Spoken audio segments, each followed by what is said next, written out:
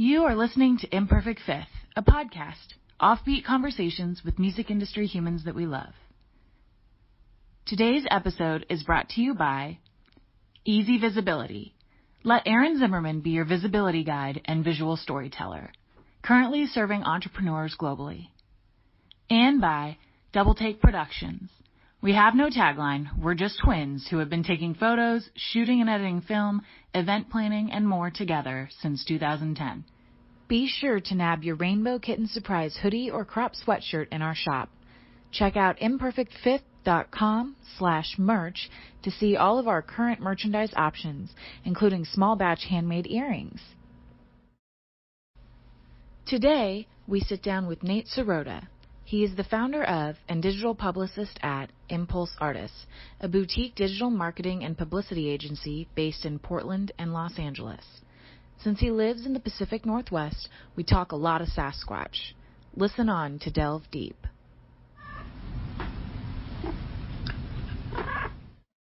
My name is Nate Sirotta. I'm based in Portland, Oregon. I run a boutique digital marketing and PR company called Impulse Artists. Yes, you do. You have some really amazing people on your roster. Who have you been getting super amped about lately? I'm amped about all of our artists. Honestly, I wouldn't take on a project if I wasn't excited about it.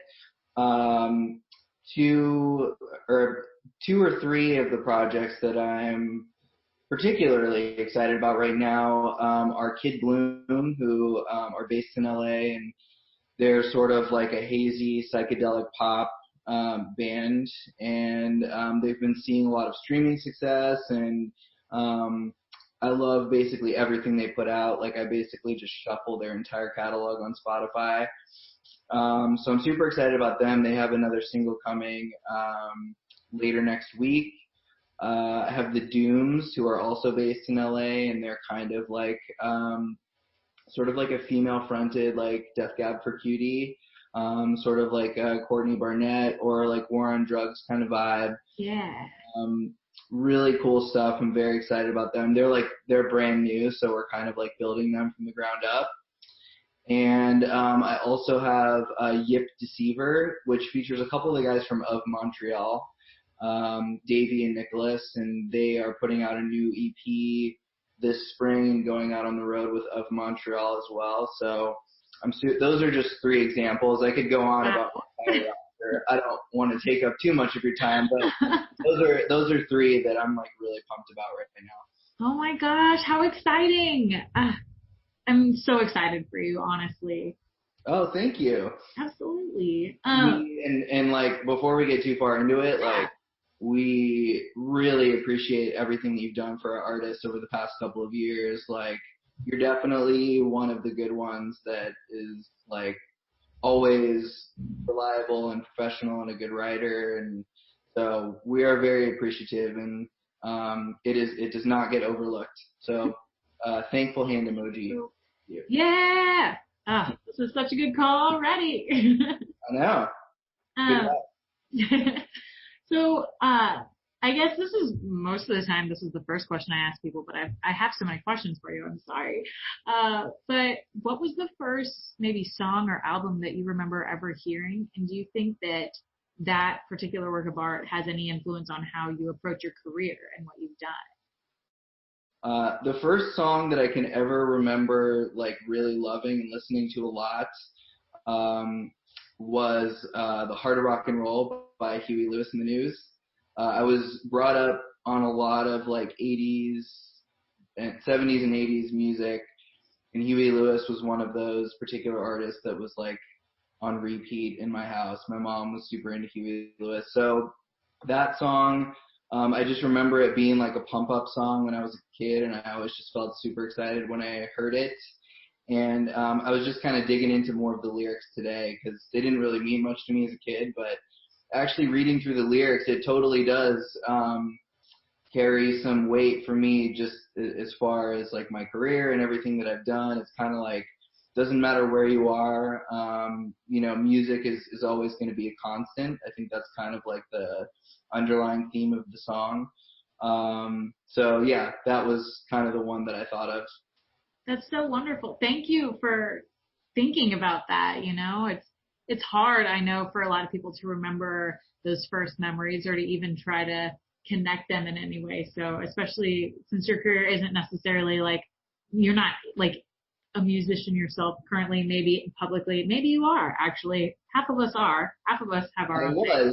See? I used to be. I toured in pop punk bands for quite a while in the mid to late 2000s. So that was the Warped Tour was my scene. That was what I was brought up on. Spent a lot of time in vans and slept on a lot of dirty floors and slept in the van a lot too. So yeah, that was my scene. I sang in a band, and then I played drums in another band before that too. Oh wow, that's awesome. Yeah, it was a good time. It was a lot of fun. All right, well then let's launch into what you're doing. You founded Impulse Artists, which of course focuses on digital marketing and publicity for musicians. But you kind of alluded to some of the things that led you to this point. So what else? What's your path like, the genesis, I guess, of your career? I mean, when I was growing up, specifically in like middle school, I grew up in Southern California in the LA area. So lived there for a long time, up until about a year ago. My wife, Katrina, who I think you also know, and I moved to Portland about a year ago. So when I was growing up, I got into like the pop punk, like kind of punk rock, emo scene when I was in middle school, and Blink-182 was basically like the first band that I ever gushed over. And made me want to be in a band. So ever since I started listening to Blink-182, I kind of had these fantasies about playing on stage and touring in a van. And so being a musician was like my first dream. And so when I made it to high school, I started playing in bands and started playing in like local coffee shops and all age venues. And so that was kind of the genesis for me. And I played in bands and toured very DIY, very like self-marketed, self-booked, pretty much everything, up until like around the end of college. And at that point, the band that I was in, that I had kind of put a lot of time and resources and energy into, sort of broke up, and everyone was kind of going their separate ways. And so I sort of felt like at that point that, I had my shot. I gave it everything that I had, and I kind of felt like I would maybe be better at the marketing or management or consulting side of things. So I tried artist management for a little while, which I did not like. And then I sort of made a natural progression over to the marketing side of music and PR. And I worked in advertising for a year, which I also did not like, but ultimately led me to, doing music PR and sort of some different things that sort of go along with that, like the umbrella of digital marketing, which can be kind of vague, but, there are a lot of different aspects of that. But I sort of dabble in some of those things in social media and streaming. And so my company is basically founded on a very DIY grassroots ethic.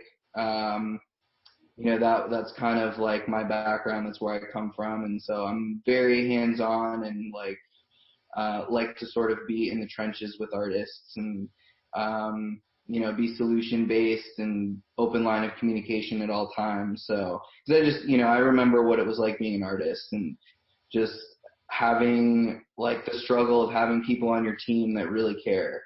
And so that's kind of like a mantra that I try and run my business by. That's perfect. And I mean, that's all anyone ever wants, is someone that understands what they're going through too. So I'm sure that's added like a layer of like empathy that a lot of other places probably can't necessarily provide. So that's pretty awesome. Yeah, it's cool, and we work with artists of all shapes and sizes, like the company was definitely founded on independent artists, and independent artists still make up like a bulk of the roster.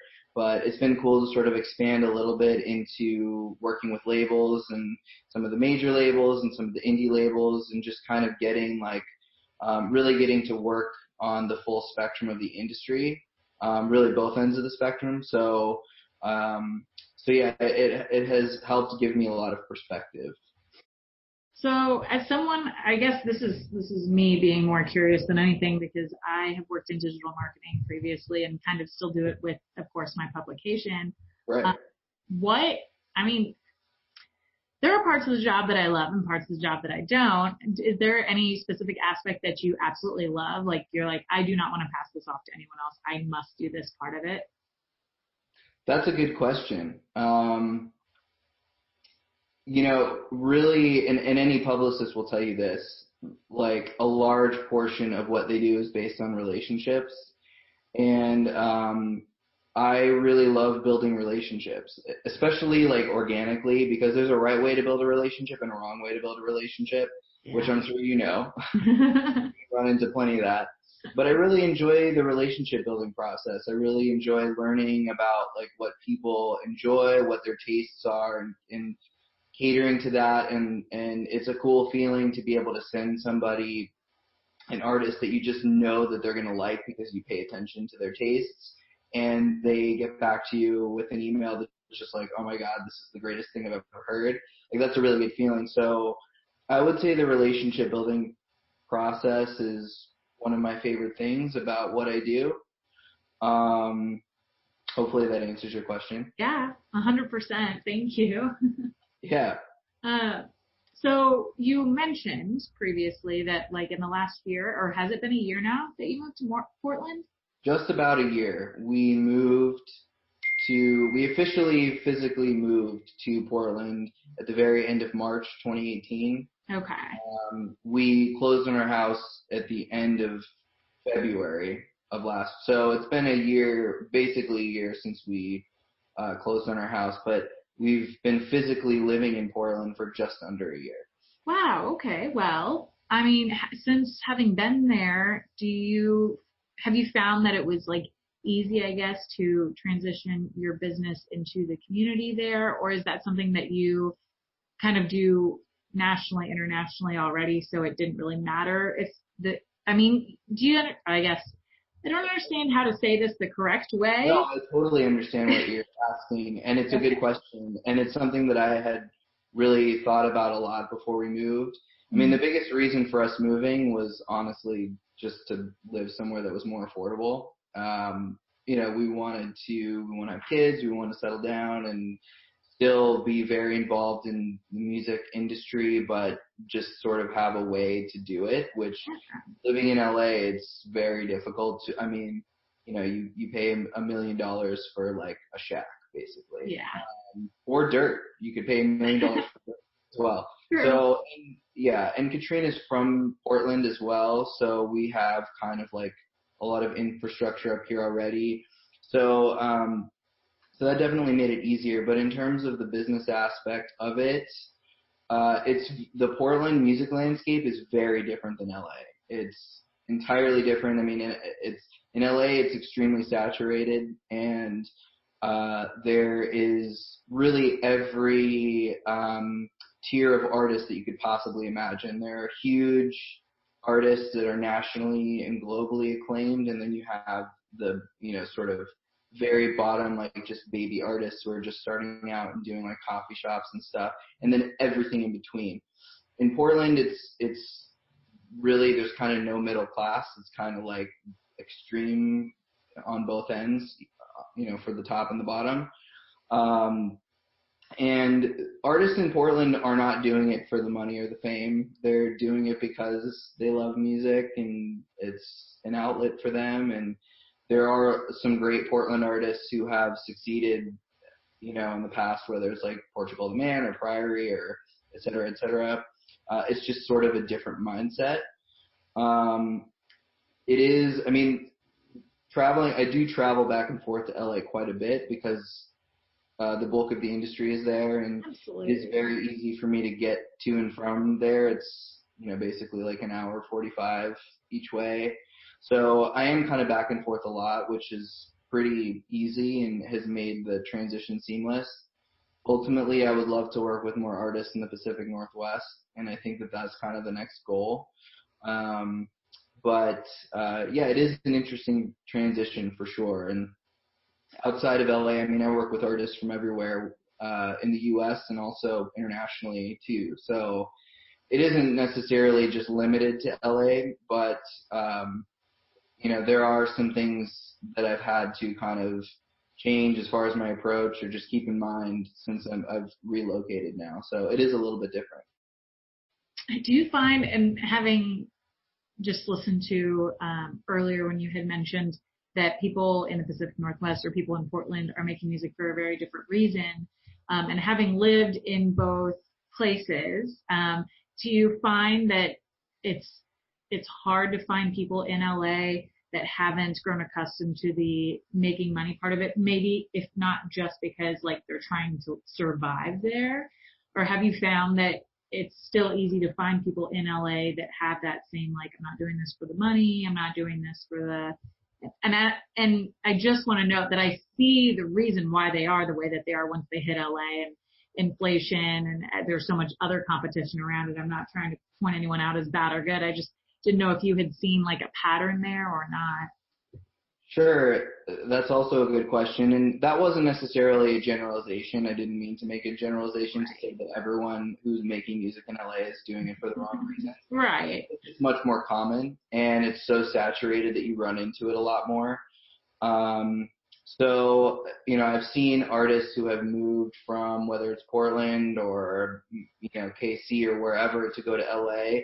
And I think that the artists who move, who relocate there from a different place definitely have a little bit harder of a time, because the artists who are from LA kind of are familiar with the landscape and sort of what it takes to make ends meet. And the other thing that is much more common down there is that everyone kind of has a side hustle. I mean, I would say 75% of the artists that I work with down there who are based there, they're also producers, or like they are ghostwriters on the side, and that's how they make their money. People in LA definitely are wearing a lot of different hats, or artists in LA are wearing a lot of different hats in order to make ends meet. So rarely do you find someone that just kind of has their hand in one thing. It's usually a number of things. Got a lot of hustle down there, that's for sure. Yep. And then something else you had mentioned, perhaps wanting to talk about is, of course, the ever-changing music media landscape, especially more recently, as we've seen a lot of different publications have to either close because they can't make the ad revenue, or, other bigger publications, as you had mentioned, putting up paywalls and stuff like that. And so how do people in your industry, and just you, because you cover so many different things, it's not just like you're attached to the one part of your job, how are you handling that, and how do you see it progressing forward in the future? Yeah, it's tough. Media is in a tough place right now, and we've seen, like you said, a lot of publications closing and sort of changing their model. I think, honestly, it is going to be constantly and perpetually evolving. And in order to, even 5 years ago, it's much different than it was. So the key for a business like mine is to sort of have the ability to evolve and adapt with it. So whether that's offering different services or, creating different expectations, it kind of all plays a role. I think ultimately, really what it's going to mean is the definition of PR, I think, is just going to change a little bit. So I think it's headed more in the playlisting direction, which is something that we've been doing more of. So I think that Spotify playlisting is going to start falling under the PR umbrella, and I think more and more PR companies are going to start doing that. I think also a big thing to keep in mind is that press, a lot of people I've heard this a lot, that like music media is dead or whatever. I think that's really false and a dangerous statement, because ultimately what it is that it just simply has a different role. It no longer is a means to convert sales or streams, which I think everybody is aware of. it's now more about SEO. It's more about branding and visibility, and it's more of an industry tool, because when you're submitting to tours and labels and management companies or sync companies or whatever else, like, press plays a big role in those things. And if you can provide, like, a lengthy list of quality press, I mean, that's going to help you advance your career as an artist. So really, it's just sort of changed its role, and it's important for different reasons. And and again, like, as everybody knows, as any publicist will tell you, it's always a process. It's nothing good ever really happens overnight, and press success, especially press success stories overnight, that's just not realistic. So it's going to just be about managing expectations, and the definition is just going to be changing, the farther we get into the next decade. It's hard for people like me who run publications, because I'm straight up just like, oh, I make a penny maybe if I'm lucky a day on ad revenue, like, Sure. and if you're pulling it out of your pocket, like there are quite a few of us still doing right now, it's hard to find the time to learn how to better monetize. So it's just one of those constant uphill struggles. So to find that there are other people that still value the work that you're doing, and there's still a way to connect and try to figure it out moving forward, is really a comforting fact. Yeah, and people are always going to need music PR, whatever the definition is. So, and I think that all the things that you're doing, like creating different facets of your platform, like a podcast and playlists and sort of these different outlets that are attached to the brand, I think is important as well. So artists definitely value it. I mean, I get inquiries on a almost daily basis from artists who are looking for PR. So people definitely still value it. I think that there's sort of a misconception as far as what exactly it is and what purpose, what place it has. I think that people haven't really aligned those things yet. So it's just going to take some time, and it's about adapting. Such a positive way to look at it. Thank you.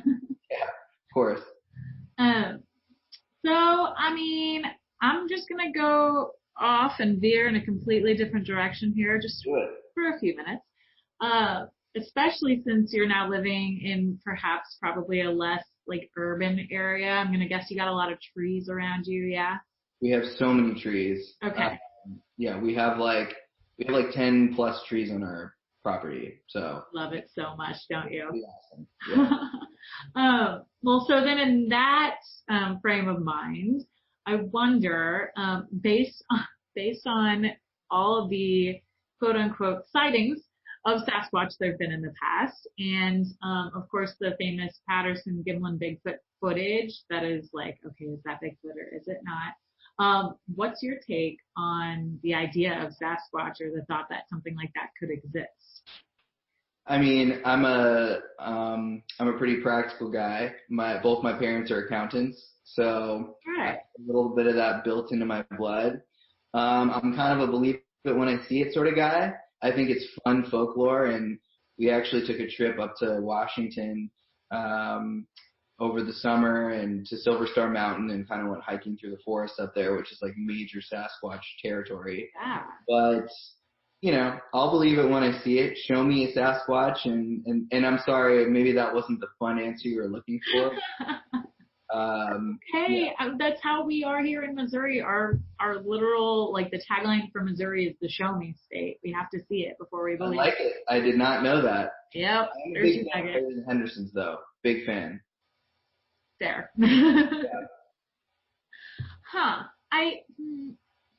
Well, then is there a conspiracy theory that you've latched onto that you think perhaps could actually be a real true thing?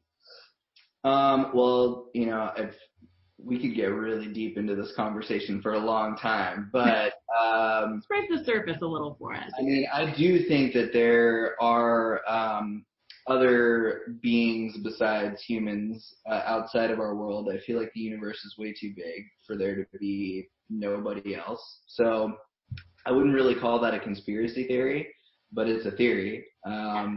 So I do think we are not alone. I think there are extraterrestrials, or whatever you might want to call them. Absolutely. I don't know what form they might take, but I do believe that they exist somewhere. And whether or not they've made appearances here on Earth, I mean, again, I'll believe it when I see it, but I do believe that they're out there. Well, that's fair. And I love that you have a level head about it, because I most of the time do too. I've just been delving into these topics to kind of probably prod people more than anything lately. And I've had such strange answers that I'm like, I don't know what to believe. Yeah. But I'm sure you get wild answers. Yeah.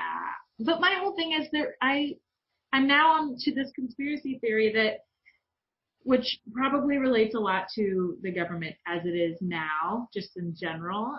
But I wonder, with all these people that say they've seen flying saucers and have described them as exactly the exact same thing, and the conspiracy theorists who are like, oh, with that many people who have seen the exact same thing, like, how could it not be true?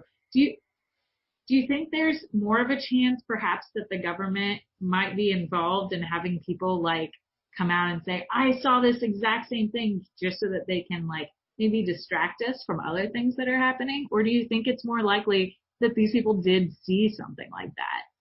I think there's probably some truth to all of that. The lines are so blurred. I mean, Area 51 is real. Like, there's no question about that. That is an actual place that exists. Right? I don't know a whole lot about it, but it does exist. So the government is hiding plenty in that space.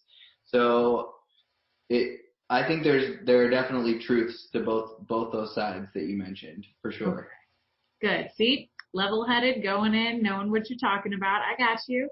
Yep. All of that. Watching other people get weird about things is so funny, because, I mean, whereas I came in with this, like, it could be true, could be false. Now I spend days just sitting thinking about people's theories anymore. And with I'm not Googling it to deep dive into it. It's just like stuck in there. So I don't know. It's fun to talk about. Sorry, it is, definitely. And I also feel bad when I go off on tangents with it. But one more question though. If for any reason you saw something, and maybe it wasn't an alien, maybe it was, but like if you saw something and you were convinced it was an alien, then how do you think you would maybe approach that topic with people, since there are so many people that, like, even if it's not an alien, you see something and other people have cried wolf on it, like, how do you think you would go about trying to prove that it happened? Well, it would depend what it was. I mean, if it was something in the sky, if it was like a light or some kind of crazy object in the sky, I would definitely look at like all the local press and media coverage to see if, there was some kind of like SpaceX thing or NASA was doing something or whatever. So I would sort of do my due diligence in making sure that it wasn't something else that had been covered by the media. I mean, if it was something like Sasquatch, if I saw something weird in the woods, I mean, I don't know, that's a tough one, because if you don't get footage or a photo of it, it's basically just, you acting like a crazy person saying that you saw a giant beast in the woods. So that's a good question. I think I would, first would be due diligence and making sure that it was not something that like everybody knew about. But I would definitely research it and ask around a lot. It would depend exactly what it was, because there are a number of different things that it could be. But I guess the first thing that we think of is some kind of object in the sky. Yeah, I agree with that. But I just want to make note, by the way, that through having that super bizarre conversation, sorry, my fault. Oh no, don't apologize. I'm all about bizarre conversations. But we have proven that you do your due diligence. You do research. You make sure you're on point with things before you announce them or address them. So I think everyone should use Impulse Artists when they're looking for publicity. That was a pretty awesome tie-in. Thank you. Well done. I wouldn't consider myself a spokesperson, but I mean, if you need help in that area, I'm around. Duly noted. And yeah, I'm constantly in need of help for various things. I've actually, the two people that have worked for me over the past 3 years, Heather Hawk, who now works at Raby, Yeah. Shab, who works for me now, but she used to run a blog called Beating Lights back in the day, and I've kind of known her for a while through various artists and LA music happenings. So, I mean, I usually, if I'm going to hire somebody new, it's going to be somebody that like I know and have a relationship with, who sort of knows the landscape. So, I mean, it could happen. Hey. Yeah. So, I mean, I'm going to get us out of that deep dive just for a moment to just ask one more question, I guess, because, I mean, we've burned through every topic I could think of, which is not. It's been good. It's been solid. I feel good about it. This is what friends do, and we've probably been online friends for 2 years at least now, maybe 2.5 at this point. I think so. I remember, well, when you were at Impose, that was when we first started working together. Yeah. And that was, I think it might have been like 3.5. I feel like maybe end of 2015. I think you're right. End of 2015, and then like we actually became like Facebook friends maybe the following year. So, yeah, it's been a few years. And it's been a path watching your journey and watching you and your lovely wife and being on your, wedding photos and stuff. I mean, thank you. From afar, and now we speak in person. Yeah, and it's a pleasure. Thanks for taking the time to let me talk about myself and ask me some questions. It's been a lot of fun. Absolutely. Thank you for hanging out with me, and I hope you have a wonderful rest of your day, dude.